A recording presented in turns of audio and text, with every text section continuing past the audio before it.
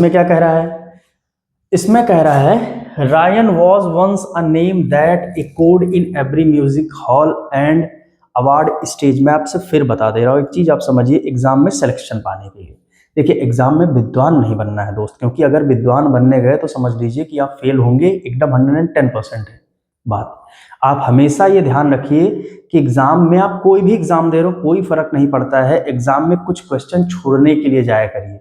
अब कुछ लोगों के दिमाग में होगा कि यार छोड़ने के लिए जाएंगे तब तो कैसे सिलेक्शन होगा, ये तो गलत बात है। नहीं दोस्त, जब आप ये दिमाग में सोच लेते हैं कि अगर 100 क्वेश्चन आ रहे हैं उसमें से मुझे 10 छोड़ने हैं, तो आपके ऊपर का एक जो साइकोलॉजिकल प्रेशर होता है वो थोड़ा सा कम हो जाता है।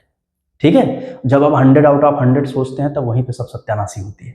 देखिए आपने कितने अटेम्प्ट किए इससे सिलेक्शन नहीं होगा, आपने कितने सही किए हैं सिलेक्शन दोस्त उसी से होगा, ये चीज मान के चलिए। और ये हर एक एग्जाम पर लागू होती है, हर जगह लागू होती है भाई।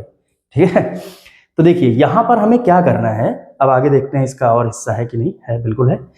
देखिए यहां पर क्या करना है कि कभी भी जब आप पैसेज पढ़ा करिए, ठीक है, पैसेज सॉल्व करने का सबसे बढ़िया तरीका और समझने का सबसे बढ़िया तरीका दोस्त ये है कि जब भी आप पैसेज पढ़ा करिए तो कभी भी वर्ड बाय वर्ड के, लाइन बाय लाइन के चक्कर में मत पढ़ा करिए कि एक एक वर्ड की मीनिंग हमें निकालनी है। वहां पर आप अपना टाइम सिर्फ वेस्ट करते हैं, उससे ज्यादा आप कुछ नहीं करते। पैसेज कहना क्या चाहता है, जब आप एक बार पूरा पैसेज पढ़ लेंगे, समझ में आ गया, ठीक है, नहीं आया तो फिर से एक बार पढ़ लीजिए पूरा पैसेज, तो आपके दिमाग में एक सेंट्रल आइडिया बैठ जाएगा कि एक्चुअल में वो पैसेज कहना क्या चाहता है। वर्ड बाय वर्ड का कोई मतलब नहीं है दोस्त, दुनिया का कोई भी आदमी वर्ड बाय वर्ड आप अगर कहोगे तो 99.9% लोग 100% मीनिंग नहीं निकाल पाते हैं दोस्त, ये चीज आप मान के चलिए। ठीक है, तो आप जो भी पैसेज पढ़ रहे हैं बस पैसेज को एक बार पढ़िए, समझ में आ गया तो ठीक है, नहीं आया तो फिर एक बार पढ़ लीजिए, आपके दिमाग में एक आइडिया बैठ जाएगा कि मोटा मोटा ये पैसेज कहना क्या चाह रहा है, उसी के सहारे से आप क्वेश्चन सॉल्व कर लेंगे। अदरवाइज आप एग्जाम में सिर्फ और सिर्फ अपना टाइम लॉस करेंगे। और एग्जामिनर चाहता है दोस्त कि आप कुछ क्वेश्चंस को ईगो पे ले लें और वहीं पर वो लपेट देगा। कोई भी एग्जाम हो कोई फर्क नहीं पड़ता, ये पर्टिकुलर बैंक पर ही नहीं अप्लाई होता, SSC, bank, railway, TET, CTET, हर जगह यही लागू होता है। बस कोई भी एग्जाम आप दे रहे हो ये है। तो आइए देखते हैं ये कहना क्या चाहता है। Ryan was once a name that echoed in every music hall and award stage. की रायन एक ऐसा नाम है जो कि एक समय पर हर म्यूजिक हॉल में एको करता था। His debut concert was a success, ticket sold out within minutes and fans cheered until the early hours of the morning। की जो उसका डेब्यू था कॉन्सर्ट, उसकी टिकटें कुछ ही समय में बिक गई थी और लगभग सुबह तक फैंस उसका नाम चिल्लाते रहे थे। ठीक है, music critics described his voice as both raw and celestial, a rare combination that made him an instant in the industry. कि जो म्यूजिक क्रिटिक्स थे उन्होंने भी उसकी वॉइस को बोथ के साथ एंड आता है, ध्यान रखिएगा। ठीक है, इससे एग्जामिनर एरर बना देता है। ठीक है, बोथ के साथ दोस्त क्या आता है पार्टनर, हमेशा एंड चलेगा, वहां ये टू लगा देंगे या व्हेन लगा देंगे या देन लगा देंगे, लेकिन ध्यान रखिएगा भैया बोथ की दोस्ती इन्हीं के साथ होती है। ये एग्जाम में बनाते हैं क्वेश्चन, जब भी अगर बोथ से मजाक करने का मूड किया कर देंगे। ठीक है, ये तो एरर भी बता दिया मान लीजिए। तो कह रहा है कि जो म्यूजिक के क्रिटिक्स थे उन्होंने उसकी वॉइस को डिस्क्राइब किया था, दोनों क्या क्या, रॉ भी और सेलेस्टियल, मतलब बहुत ही जबरदस्त। ठीक है, अ रेयर कॉम्बिनेशन, बहुत ही अनूठा combination, that made him an instant in the industry. कि उसने एक अनूठा कॉम्बिनेशन था जिसने उसे इंडस्ट्री में बना दिया। अब आप जब ये ऐसे पढ़ रहे हो ना तो आपके दिमाग में आ जा रहा है क्या बना दिया, जबरदस्त, ऐसा आपके दिमाग में आ जाएगा। तो जो भी ऑप्शन उससे मिलता जुलता रहेगा मार लिया जाएगा उसी को।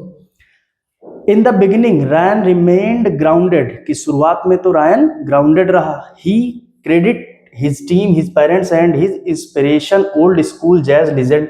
शुरुआत में वह जमीन से जुड़ा रहा और उसने अपनी टीम को श्रेय दिया सफलता का, अपने स्कूल के जो लेजेंड थे उनको दिया, अपने पेरेंट्स को दिया। लेकिन बट एज फेम ग्रू, लेकिन जैसे जैसे फेम बढ़ा, so did his the humility that once defined him began to erode. देखिए इसमें क्या कह रहा है कि देखिए अब आप जब ये पढ़ रहे हैं ना कि शुरू में वह बहुत ज्यादा ग्राउंडेड था, तो आपके दिमाग में ये चीज आ जाएगी अपने आप, अपनी रियल लाइफ से ही चीजों को समझिए कि अच्छा आगे ये होने वाला है, किसका मतलब है कि जैसे जैसे उसका फेम बढ़ा वैसे वैसे बुद्धि का सत्यानाश होता गया, ऐसे आप मान के चलो। ठीक है, ये देखिए once defined him began to erode. Erode का मतलब क्या होता है? धीरे धीरे लुप्त हो जाना, खत्म होना, ठीक है, क्षय होना। ही स्टार्टेड अराइविंग लेट, वह देर से आना शुरू किया। फॉर रिहर्सल्स, रिहर्सल के लिए देर।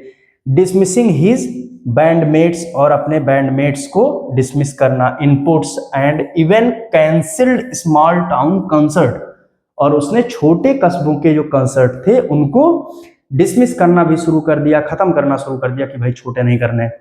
That had once meant everything to him, जो कि एक समय पर उसके लिए सब कुछ था। स्लोली, धीरे धीरे, the charm began to wear off, धीरे धीरे उसका जो चार्म था, उसका जो फेम था, वो धीरे धीरे कम होता गया। His performance lost their magic, उसकी परफॉर्मेंस से वो मैजिक चला गया। His voice felt strained and his new song lacked the emotional, ठीक है, कि उसकी जो परफॉर्मेंस थी वो धीरे धीरे खत्म होती गई। उसकी वॉइस में से आप ये कह सकते हो कि जो वो जादुई वाली चीज थी वो खत्म हो गई। ठीक है, उसके नए जो गाने थे वो उनके अंदर इमोशनल टच नहीं था। ठीक है, that once captivated audience, captivate का मतलब क्या होता है? पकड़ के रखना, एकदम जकड़ के रखना। जो शुरू में एक समय था जिसने ऑडियंस को जकड़ के रखा था। Social media once filled with praises and fan art, कि जो उसका सोशल मीडिया था वो एक समय पर फैन आर्ट से, मतलब जबरदस्त उसके प्रेजेस से बड़ा था। Now bristled with harsh reviews and scars despite several PR effort his image, और अब क्या हुआ कि उसकी पीआर के मतलब जो टीम है उसको जबरदस्त पुश भी कर रही थी, मार्केटिंग वाली सारा कुछ, लेकिन तब भी वो चीज उस नहीं हो रही थी, मतलब उसका चार्म खत्म होता जा रहा था। Audience had moved on, move on का मतलब क्या होता है? आगे बढ़ जाना। ऑडियंस आगे बढ़ चुकी थी। न्यू फेसेस हैड इमर्ज, नए चेहरे आ गए थे। Fresh voice that resonate with the evolving mood off the times, कि जो नए और फेसेस आ गए थे वो समय के साथ उभरते चले गए। Ryan's latest concert barely filled half of arena, कि रायन का जो अभी हाल फिलहाल का बिल्कुल कॉन्सर्ट था वो शायद ही आधा भरा होगा। The empty seat echoed louder than the applause, की जो खाली सीटें थी वो ज्यादा तेजी से चिल्ला रही। जैसे समझिए, अगर एक समय पर कोई ऐसा सिंगर हो जिसके खूब लोग सुनते हो जिसको, लेकिन एक टाइम ये आए पूरी भरा भरा रहे, पूरा एकदम कुर्सियां सारी भरी रहे, तो तालियों की गड़गड़ाहट एकदम अलग होती है। लेकिन एक टाइम ऐसा है कि 100 लोगों की क्षमता है, केवल 20 बैठे हैं, तो 20 पे ध्यान ना जाकर जो खाली जगह है ना वो काटने को दौड़ती है। बस वही सेम चीज यहां पर कह रहा है। Sitting back stage staring at old photos, की पीछे बैठकर पुरानी फोटोज को देखते हुए Ryan realised how far he had drifted from soul of his music, की कैसे वह अपनी म्यूजिक, सोल ऑफ म्यूजिक से इतना आगे आ गया। Journey that began with passion had been by pride, ठीक है, कि एक समय जो जर्नी बहुत ही ज्यादा पैशन से शुरू हुई थी, हैड बीन बाय प्राइड, तो आपके दिमाग में अपने आप आ जाएगा, भले खाली जगह है, कि जो शुरू एक पैशन से हुआ था वो खत्म घमंड की वजह से हुआ, ऐसे आप समझ लो। ठीक है दोस्त, तो आई होप आप समझे हो कुल मिला के, कोशिश मेरी जो थी बताने की। तो चलिए भाई स्टार्ट करते हैं। अब मैं एक सेकंड के लिए हट जा रहा हूं, आप पीछे लेके एक पैसेज फिर देख लीजिएगा। पहला, which of the following will be given blank A. अब ए में क्या भरा जाएगा? 4 ऑप्शन है, आप एक पॉज लीजिए 1 सेकंड का और फिर उसके बाद देखिए दोस्त की कौन सा होगा। ठीक है,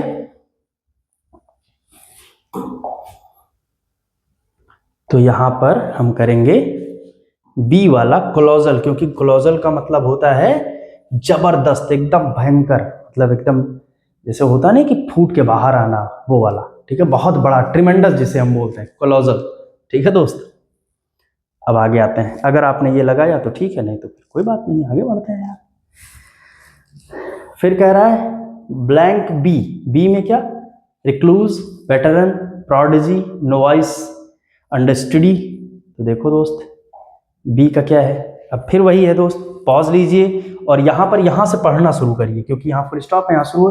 म्यूजिक क्रिटिक्स जो थे उन्होंने डिस्क्राइब किया उसकी आवाज को, दोनों, कौन दोनों? रॉ भी और सेलेस्टियल भी अ रेयर कॉम्बिनेशन, जो कि बहुत रेयर कॉम्बिनेशन है, that made him an instant in the industry. अब यहाँ एक सेकंड का पॉज लीजिए यहाँ पे, और फिर देखिए कौन सा होगा आपके हिसाब से, ठीक है।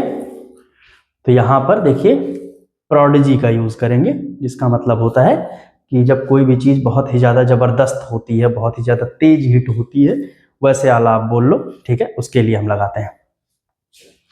चलिए भाई अगला देखिए। देखिए शब्दों के अपने अलग अलग मतलब होते हैं, कहाँ पर कौन सी चीज कैसे काम कर रही है वो डिपेंड करता है दोस्त। तो आइए भाई सी पे चलते हैं। सी कहाँ गया, बार बार बैग जाना पड़ रहा है तो। अब सी में कहा है and his inspirational old but as the fame grew, लेकिन जैसे जैसे फेम बढ़ता गया सो डिड हिज, और वो साथ में उसकी अब क्या, उसका क्या बढ़ा वो देखिए भाई। ऑब्वियस सी बात है दोस्त, घमंड ही बढ़ेगा, ठीक है। तो इसमें सबसे खतरनाक क्या है, ईगो। आप देखते ही समझ गए होंगे कि ईगो उसका बढ़ गया। अब चलते हैं भाई आगे, क्वेश्चन इसके बाद बनाएंगे, फिर उसके बाद तब आपके समक्ष लेके आएंगे। वैसे कोशिश भाई देखो यही रहती है कि आपको बेहतर ही दिया जाए, उससे कम कुछ ना दिया जाए।